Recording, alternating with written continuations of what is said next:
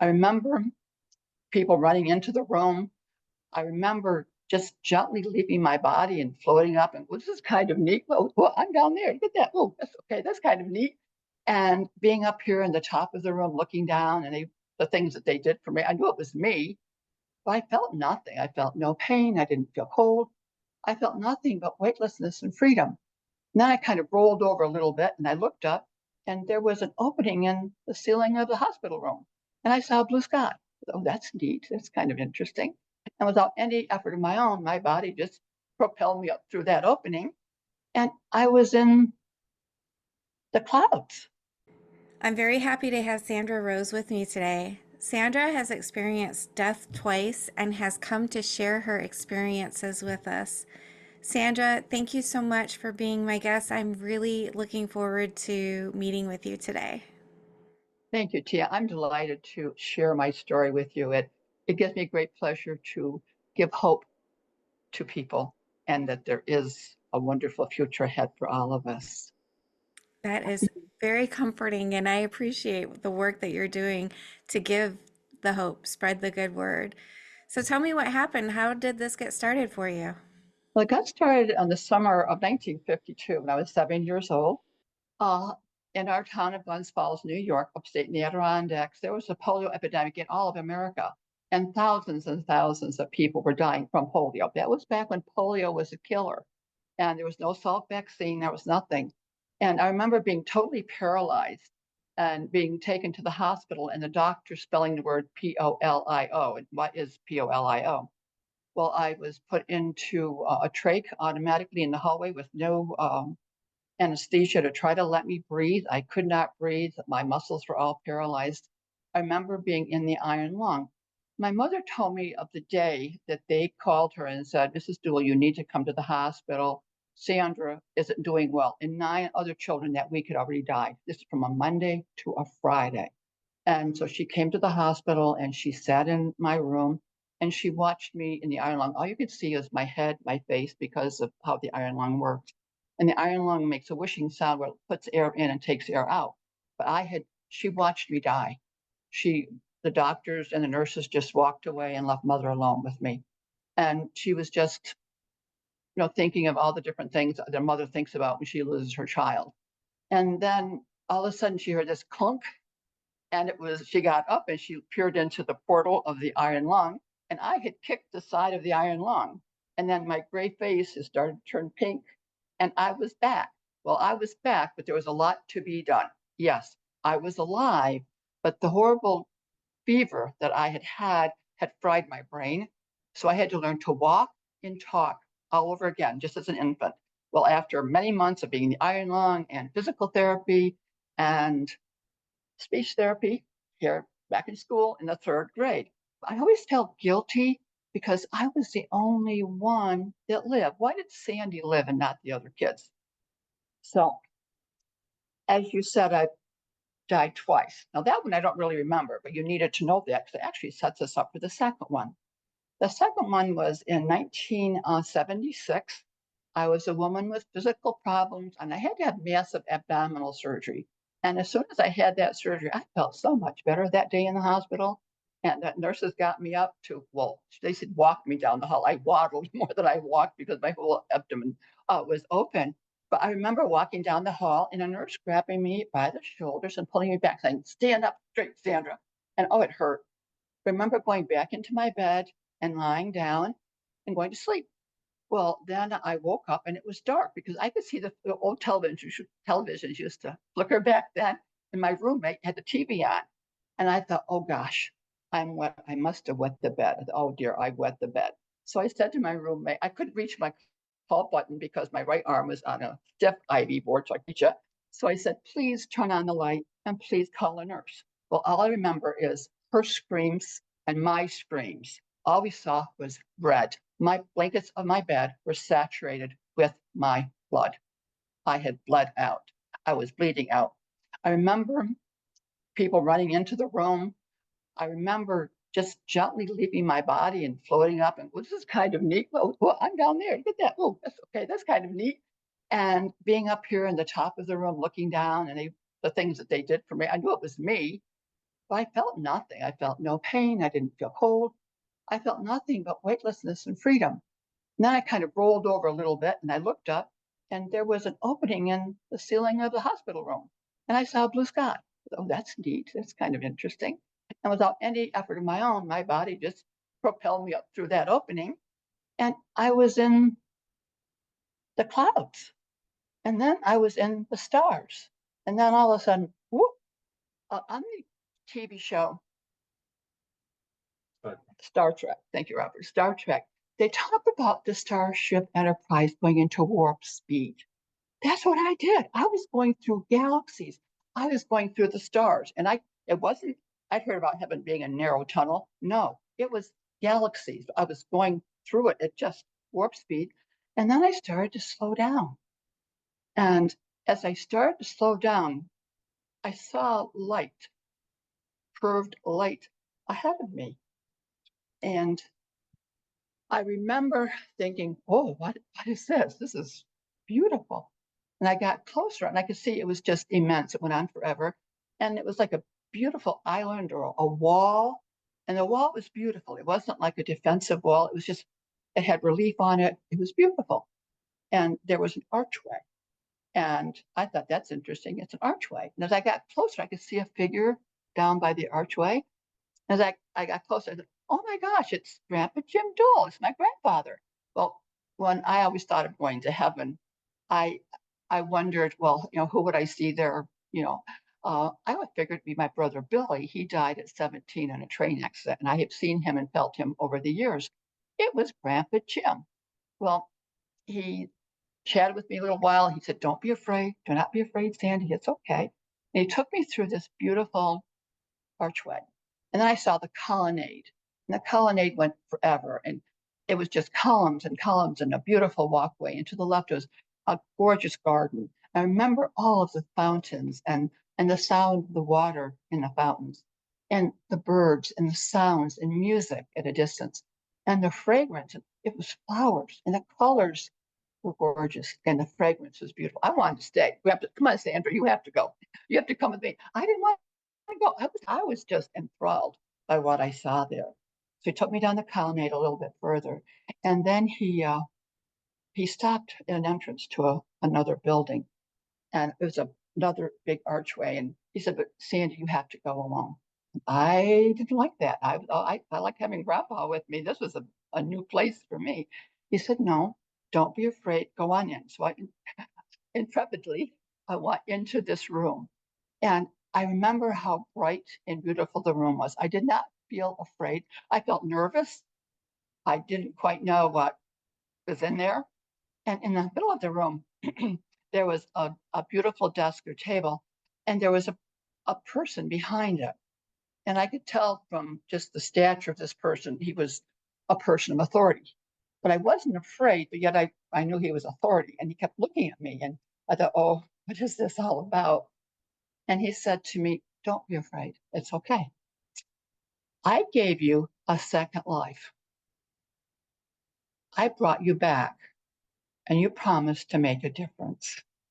Have you made a difference with your life?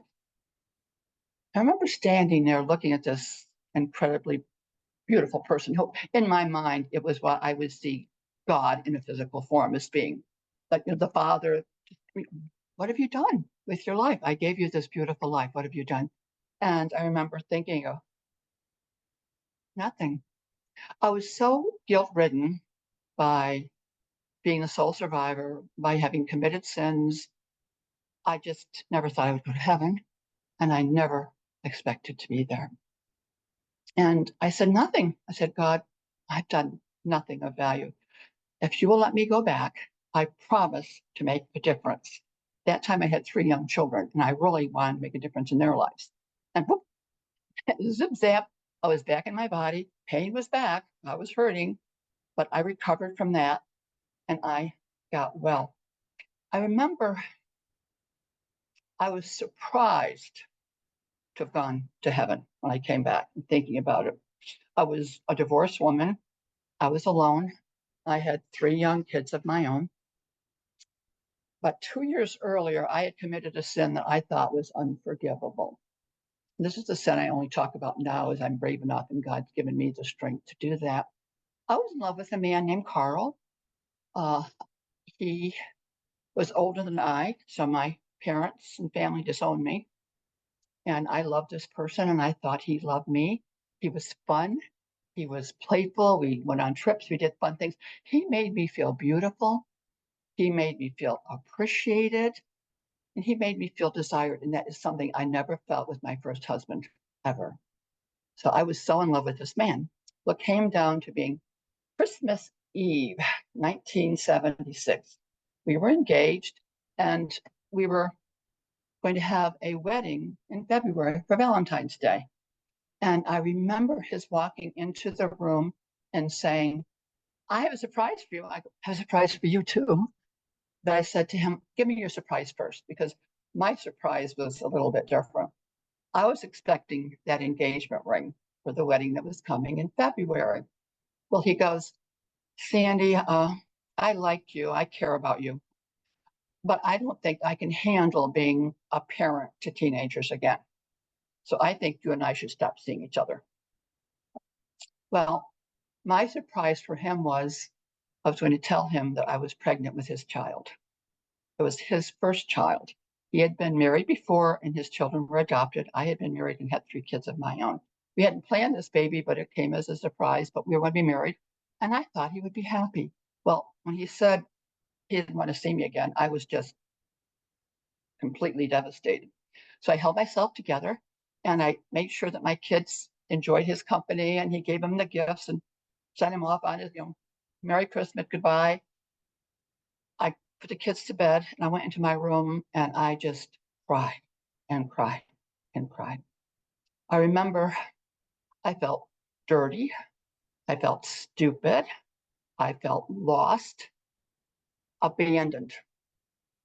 How am I going to take care of myself, my 3 kids, and a newborn baby and still hold a job and pay my bills and feed my children? What am I going to do? What am I going to do? Well, that night was without a doubt the lowest and most painful time in my life. In my agony, I had decided I had my kids, but I could not release the shame that I felt. And I took enough pills to kill me. I meant to die. But I didn't die, but that little baby did. That night on Christmas Eve, 1976, I miscarried that baby. And talk about guilt. I survived. The baby, of course, did not. I went on with my life, trying to put it back together, knowing that it was in just shambles. So I started to study books in Bible study groups. And the first book I read, and I finally found it. It's no longer in the library. It's entitled Maxie Dunham's Dancing at Your Funeral. It's a little fun book taught me to just be enthusiastic about life. I'm a singer and a dancer at home. My neighbors know that. They'll hear me singing. They laugh. Sandy's singing. Sandy's happy. Well, when I do help people transition, I always say to them, I will see you later and we will sing and dance in heaven. Well, another thing that I did was start to go to more in-depth Bible studies and retreats. I've been on retreats. I found them very useful and helpful in trying to center myself, to try to find out where am I going and what am I going to do. Well, one that I remember the most that impacted me was Easter weekend, 1980. It was 20 of us from our same church. My pastor was actually a participant, not the leader. And Adirondack Mountains, rain, fog, trees all around, wet, beautiful lodge, fireplace going. Well, we had a lovely dinner. We socialized. Then we went into our study class. And this was the title, Who is God? Is he real? And what does he mean to you? They gave us our journals and our pens and questions to focus on. But this retreat was different from any other. It was a silent retreat. No words were to be spoken from 8 p.m. to 8 a.m. by even husbands and wives. No words, no speaking. I thought, fine, I'm comfortable with myself. I've been a single mother. I've been alone a lot in my life. I'm comfortable with who I was getting to be. Oh, that's okay. So I had not taken any rain gear with me, and I did not drive my own car like I usually do. But I went with my friend Barbara. So I went out into the main room, and the fireplace was beautiful. So I sat there in a nice comfy chair, and I watched the other people go out in their rain gear. So I sat there and I started to look at the questions. I was so surprised. All of a sudden, I started getting kind of antsy. And then I started getting a little more nervous. And then I started hyperventilating. And then I thought, hmm, I don't want to be here. I don't want to be here. And when I have trouble in my life, I don't fight, I flee. I wanted to run. I wanted to get anywhere I could away from this situation. And run I did. I ran through that room, out through the double doors, out into the woods. No rain gear. Out into the circle. There's like a circle around the driveway with all these trees, and the trees were dripping water. And I remember running out, and I want to go home. I want to run home. And I live 50 miles away. I want to run home. I got to get away from here. And I remember my hands up like this, and I kind of leaned back against a tree. And I thought, dear God, why am I here? Oops. And all of a sudden, I looked up, and here was this beautiful column of light from above, completely surrounding me. I was not getting rained on. I had not gotten rained on. I remember taking my arms and just wrapping myself. It felt like a nice, warm, fluffy fleece blanket. It felt wonderful. And then I heard the words, don't be afraid. This is exactly where you are supposed to be. This is the beginning. And I held on to that feeling because it felt so good. I had not felt safe in a long time. I did not feel loved in a long time. So a little bit, I said, well, I guess I have to go in. I have to let go of this feeling. And as I went back to the lodge, I still didn't get rained on, but the column had left. And during that whole time around the peripheral, I could see my friends. I saw Clayton, Reverend Burgess. I saw Shirley, his wife. I saw Barbara. I saw Sam. I saw all the people that I know watching me. But it didn't matter. I was so engrossed in what had happened to me.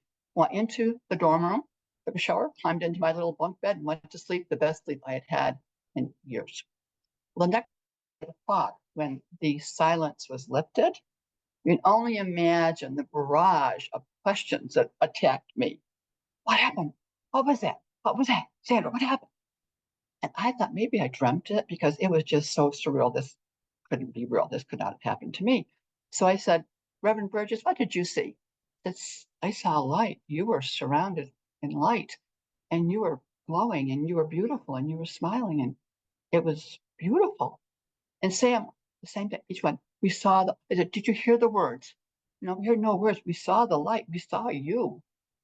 What happened? And I said, this is what happened, and this is what I heard. Well, Reverend Burgess was so taken by this wonderful validation that God is real, for one thing, and that he spoke to me in that way, that he invited me to speak the next day, Easter Sunday, at our church. And I shared with him. It was the first time I'd shared anything about my life. Very simply, but very simply at that point to do that. I did more studying. Of course, I did the Dr. Moody books. I love Dr. Moody. He was a very, as we know, very big, great for beginners like me. Because I had not talked to other people about near-death experiences. People thought I was nuts. I never talked to anybody about it. Uh, in Bible study groups, just a little bit, but not a whole lot because they still think this is a weird person because this. But in there, it's real. It happens. These things happen. I started to read more. And then I went to some more seminars, but then I decided I needed some counseling because I was still dealing with anger at Richard, my husband, anger at my parents for disowning me, anger at Carl for abandoning me, anger at myself, and grief for causing the death of an unborn baby, all those things. And I know that today that God forgave me, but I did not forgive myself. So I started to go to counseling. And Dr. Bryan's was good. He could kind of pull out everything out. He had a way of pulling out things that you don't want to deal with. It's safe. In one of the counseling sessions, as we had been into things a while and I trusted him, he said to the 10 of us in the circle, I want you to imagine yourself as an inanimate object. Now, what is an inanimate object? I thought to myself, I'm a person. I'm a woman. I'm a mother. What? So the other 9 all answered. One was a leopard. And she was aggressive and she was going through the leopard thing. Another one was a tiger. Another one was a this. I go, oh, I must be really nuts. I don't think of myself as that. I'm almost 6 foot tall. I'm a big girl. I'm not aggressive. I'm a pussy cat. This is not me. I'm not a cat either. I thought, dear God, please help me. And then it came to me. And this is exactly what I said to Dr. Brines. I am a Tiffany lamp, valuable Tiffany lamp, broken into a million little pieces of colored glass. I am broken and can never be whole like that again. But I can be put back together again differently and better, and I can be valuable and loved again. And that was the beginning of where I've gotten to be. I was broken. I kind of refound myself. I found out who Sandra was, and I become comfortable with who I am. And as time goes on, I become more comfortable speaking in groups. Widows and widowers like to hear what I have to say because we all want to know that there is heaven. We never usually know. We only die once usually. We don't come back and talk to it. Heaven is real. And I enjoyed seeing the positivity of people hearing that.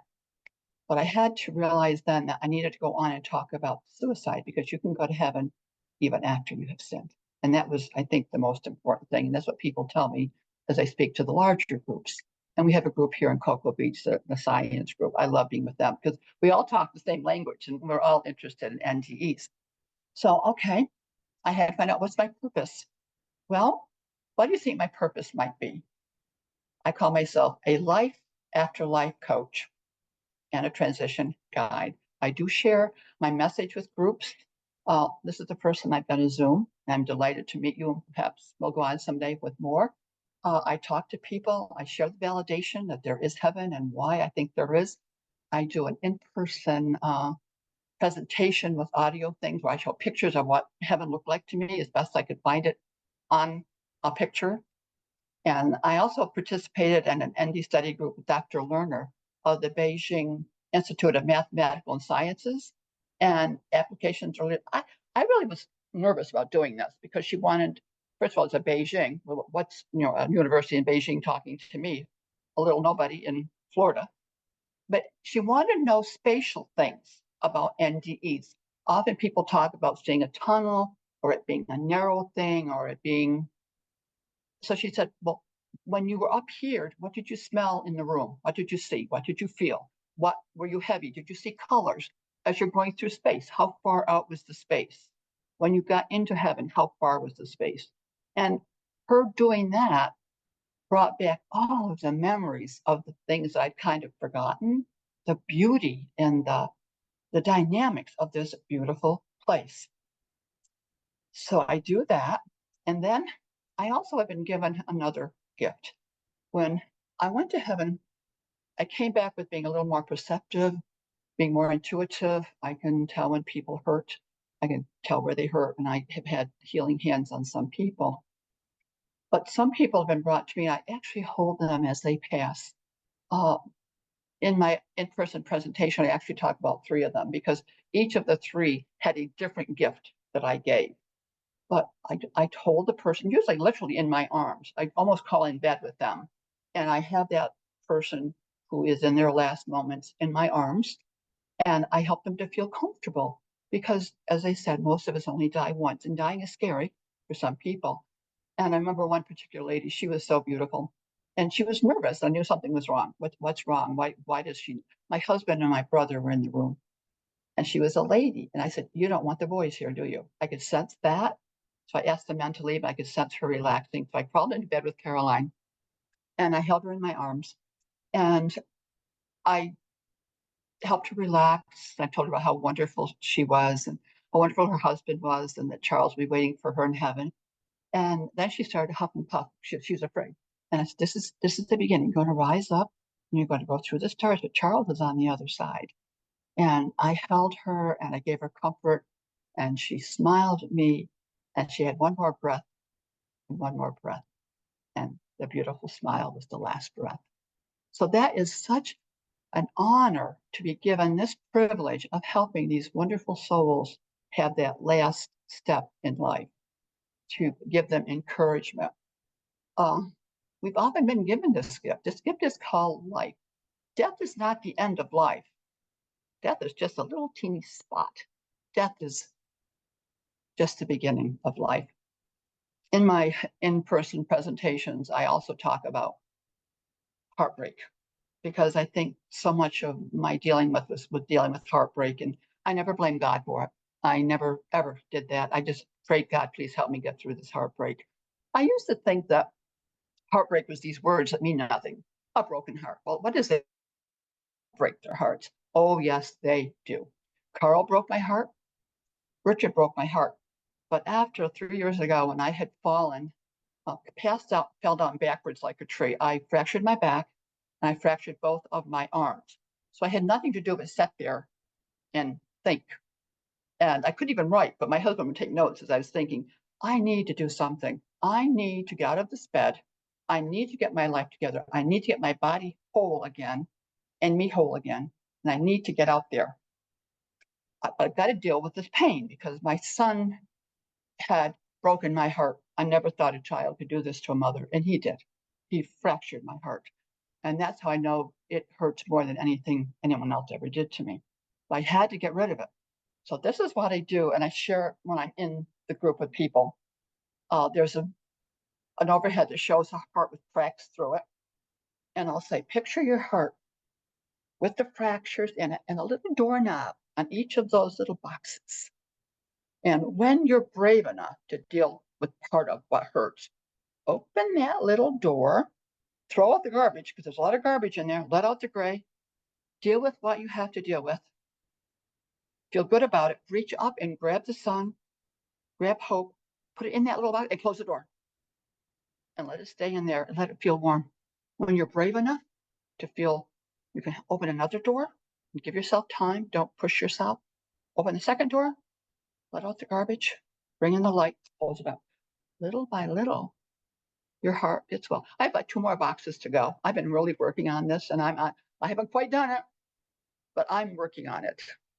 I have forgiven him, but I haven't forgotten. So I have to do that next. So what I do in closing is I talk about the assurances that there is life after life. And I know I'm going to go to heaven and I'm ready to go because I know how beautiful it is. And I love my husband dearly and I love my kids and I love sharing this news. But I know without a doubt I've been through all kinds of illnesses. I'm still here for a reason. So it must be I'm not done yet. He has work for me to do. But I truly believe that I have found the answer to my quest and I'm doing and fulfilling my promise to God. So God bless you. And thank you so much for giving me this opportunity to share my story with you today. Thank you so much for sharing your story. It is just the work that you're doing. I'm speechless for it because not only there's people that have committed suicide, but there are families that are left behind that are aching. And our culture has taught us one way, and now you're telling us that there is hope and they're okay. And that is just so heartwarming and so comforting. And I want to thank you so much for doing that. My pleasure. When I see the faces of the people in my audiences, because I do love in person, because I can actually touch them and get close to them, and I can see a face open up, and they're getting that message that they need to feel. And they all last time it was 40 people watched me. Every single person came up and hugged me and said, "Thank you." And my in-person meetings, I give them a beautiful heart. It's a heart ornament. It's kind of a glittery heart, pretty heart ornament. And I tell them, Bob, you might run and get one, that take this heart and I let them choose the one they want that feels right for them, right? And remember what you felt about yourself today. Not what I said, what you felt about you today, what you learned about yourself today. Don't put it in your pocket. Don't put it in your purse. Go put it where you can see it. The number of times I've seen people that said, Sandy, I'm looking at my heart. I'm looking at my heart. Thank you. That to me is the most wonderful appreciation of what I'm doing, helping people. It feels so good. You're definitely doing God's good work, what He sent you back to do. Here's my bucket of hearts. Oh, how And I let pretty. them, they can choose whichever one they want. Some want the glittery ones. I have the not so glittery ones, but the guys take them too. The guys, I actually do impact the gentlemen really as much as the ladies. And that feels good because we all hurt. We all hurt. And if I can ease that hurt in some way, I'm so happy. One of the things that I love that you're doing is that you're not just helping people, overcome their fear of death, which that in itself is great work, right? That's one of the greatest fears that we have of death and what comes after. And are we going to exist? Are our loved ones still existing who've already passed? So that's amazing in itself. But you're helping people to live a better life now by clearing out their heart and learning how to forgive, which is one of the most difficult things that we can do. I so worry, and please don't waste your life because excuse me, it's so precious. I hope you never say, "What if I had done this?" My voice, I'm sorry. What if I had done that? Don't regret it. Life is too short. I could be gone tomorrow. You could be gone tomorrow. Live every moment. Enjoy it. Don't wait for tomorrow, but enjoy the moment. Enjoy the sunset. And so, if you love someone, call them and tell them. Wait, because you might not have another chance. Even if there's heartache and pain and strife in the relationship. Yes. I used to talk about the illnesses and the other major medical speed bumps I had in life, but my audiences say they don't really they appreciate the fact that I'm, a soul survivor. They appreciate the fact that I've lost 167 pounds and kept it off for 20 years. They appreciate the fact that I've had actually died more than twice, but these are the two big ones. Um, that I fell and overcome the broken arm. To let my husband, I don't know how I couldn't even feed myself, but I felt that's no longer a part of my story. So that's in my brochure, but I really don't think it's important anymore, and I don't talk about that. I also talked about more why maybe why my grandfather was there, not my brother, and that's not important. The important thing is that someone I loved was there, and it may not be the person you expect it to be. Billy was a wonderful soul. He was a handsome blonde Norwegian, 17 years old, and he was killed in an unmarked railroad crossing. Now there's railroad crossings there, and the number of times that I or people with me have felt Billy, because he was kind of a spirited spirit type of person. And my son Robert was in a horrible gun situation at college, and he should have been killed. Robert's 6'4". He's like Sasquatch. He's a big guy. A man shot at him because he had gone into his dorm room and his roommate was being gun whipped. And Bob didn't know he had a gun in his hand. And the man shot at Bob. Bob saw the flash of the gun, and there was a bullet hole behind Bob in the wall. But Bob was not shot. He said, "Mom, I was wrapped in a bubble." I said, "I hope it was Billy." When I am in any sort of a dangerous or very bad place, I say, "Billy, be with me," or "Be with them. Please be with them." The last time I really felt Billy was Christmas Eve a few years ago, and it was his saying goodbye, but he knows I'm okay now, and he can go on and do other things.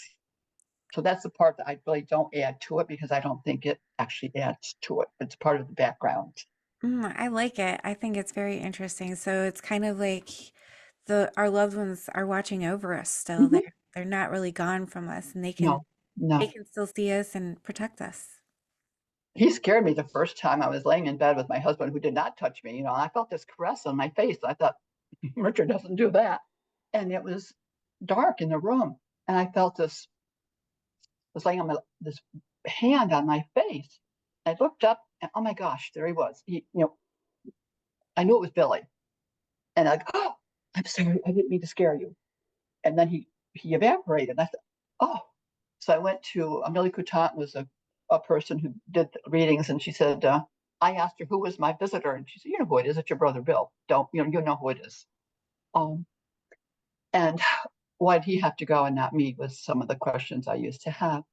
But other times, riding with my family, my girlfriend would say, "Sandy, why is this car cold?" I said, "Well, look at my face. Touch my face. My face is warm. The car is cold." So he liked to go for rides with us in the convertible. He's having fun.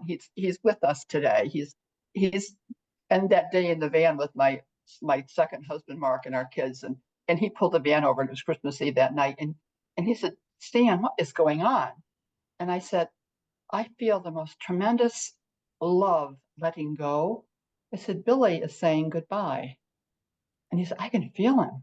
I said, yes, he's real. So he's out there doing other things. So yes, when I help people, I went to hospice, I worked with hospice. I had a wonderful occasion to work with a Hollywood actor. I didn't know who he was because he wasn't the actor I remembered him. He was an older gentleman and he was a Broadway star. And he was talking about he could see his wife who had gone before him. I said, there, she's there. I can see her. I can feel her. I don't have the gift of seeing like people do. I wish I did better than I do. But I sense that she's here and she's just waiting for you and it will be soon. And I was his caregiver to make sure he was comfortable, make sure he was well taken care of. And he and I would sing together and we entertained the other patients together. And of course, I said to him, I will see you soon. We'll sing and dance together in heaven. So I've been blessed with so many examples of these things that all build up together into why I have no doubt, complete confidence, complete faith that this is exactly where I'm supposed to be today, doing what I'm doing today. And I have a husband who supports it and he's very proud of me. And that's good too. He should be very proud of you because you're doing so much good for the world, changing the world and One changing people's person, lives, helping people to transition by getting yes. into bed and holding them and talking them through it. I mean, when you were telling that story, tears came to my eyes because you're like an angel on earth. Thank you. I've never considered that, but I'm really, I'm God's servant. I'm God's daughter. I'm here to kind of help his people. I don't think I'm an angel, but I appreciate the thought. Thank you. So, what do you think that we are? You have had these death experiences, near death experience, and you've helped people to transition. You have senses, like you can sense if someone's in the room when people are dying. What does that tell you about who we really are as humans? We don't have 1/10 of our brain used. We're far more, we should be far more loving to each other. We as humans do not love each other. God just wants us to love each other and to grow and be good people. As humans, my heart aches for what I see going on. I see cruelty. I remember, when I was a kid, you could be a kid and have fun. And my children and my twins are in their 50s and they could have fun. Kids today are, things are not happy. There's stress. We could run and play in a meadow and not be afraid. We could go out and play in basketball in the street and not be afraid of being shot. Uh, I don't understand all of the things in the world. Um, I'm sure God is very unhappy and very troubled. And if I can help one, two, three people for as long as I'm here feel better about living and live their life the best they can with these surrounding problems, I'll be eternally grateful. And eternally grateful, would you say that we are eternal beings, that we don't really truly die ever? We go on and on. I really do. I'd like to know more about, do we really come back or do we stay there? I'm curious about those different things. Sometimes when I go to a museum that I've never been to, I see things that look familiar that I shouldn't know. And I thought, this is really interesting. I don't tell me what that is. And that's what that is. And how do you, I don't know, but have I been here before? Um, maybe, but I'm here now. And had I not been hurt as badly as I would not have been forced to listen. I couldn't do anything except just lay in bed and think. And what am I done with my life? I'm going to end up in a wheelchair if I fall again. I could have been killed. I should have been killed because the injury to my neck and my back and everything was enough to kill anybody. Because I went like a tree down like that. I was saved for a reason. It must be I'm not done yet. So I've got to find out what is going on. To do that, I've got to be quite, I'm an A personality. Now, I'm an A personalities are kind of zoom, zoom, zoom. You don't listen too well. And I made myself listen. And as I started to lay there doing nothing except thinking, I remember hearing, you need to do this. You can do this. You can get up in front of a group. You can do this. I'd had 2 strokes prior to my doing this 3 years ago. And I was very afraid That's another big step for me to speak because my speech isn't always quite correct. And sometimes when I say a word, it's similar but not quite right from the stroke. My husband can tell what I'm saying because sometimes they're really screwy words. But I thought, no, when I get to speak before you, I pray, dear God, be with me, talk through me, help me know what it is that you want me to say today. What is it that you want me to express to them? Help me speak as well as I can. And I'm not afraid. I go in there with a prayer, knowing that actually he wrote most of this. As I'm lying there thinking, talk about this and talk about that, and it's okay to talk about that, and it's okay to be angry about that, but you did this and you did this, and there it is. I just have to say, I would have never guessed that you had two strokes because, and you're talking about your speech, I think it's absolutely perfect. You've had remarkable healing. And that just goes to show that you're right. You have some work to do here. You're very important, and the work you're doing is incredibly helpful. And if my audience wanted to reach out to you, would that be okay?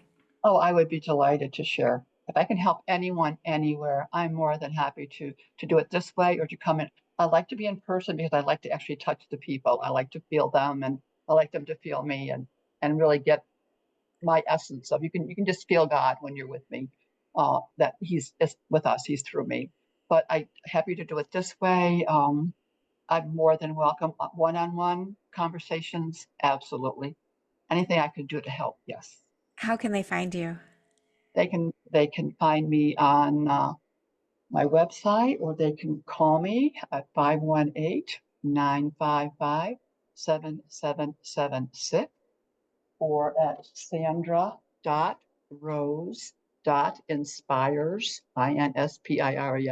at gmail.com. My little brochure, I'll send my little brochure if they want to know. And I'm open to whatever they want to know.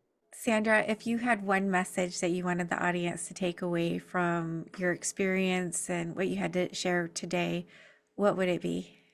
Heaven is real and it is beautiful. That is a lovely message. Thank you so much, Sandra. This has been a blessing for me. You are a wonderful person, and I'm so glad that you're here on the planet helping the people in the way that you do.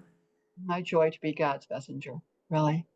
Thank you for being here. I just want to tell you how much I appreciate you being here and supporting my channel. If you haven't already subscribed, please consider subscribing if you enjoy near-death experiences and other spiritually transformative stories. It helps the algorithm know that this information is useful and push it out to more people, and that's the goal, to get as many people to know that we are eternal spiritual beings and that we never die. Our bodies might die, but our essence will never die. And I want people to live with less fear. Let's all spread the word. Like, comment, subscribe, share, hit that little notification bell so you get all the notifications when my videos post. Thank you for all of your support. I'm sending love to you.